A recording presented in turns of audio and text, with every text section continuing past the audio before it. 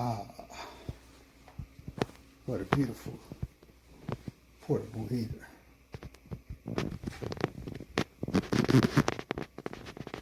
Wonderful handle. Large, easy to turn and control knobs. Decent enough cord. Which leads me to my one big negative. How do you make something this beautiful with this nice of a handle and not have somewhere to put this cord? I mean, look, there's nowhere for me to put this cord.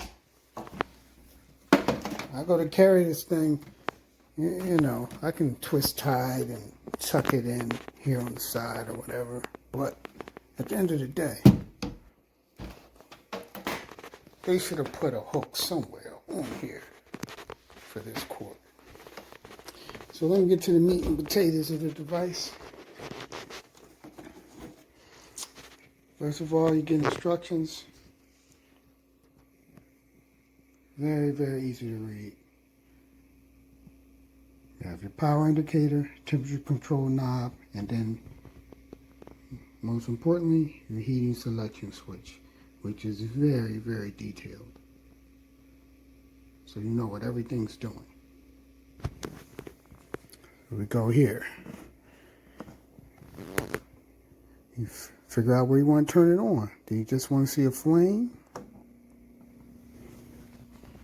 There you go. Nice, beautiful flame. If you just want heat, you go to this option. No flame. But you hear the heat blowing out of the unit.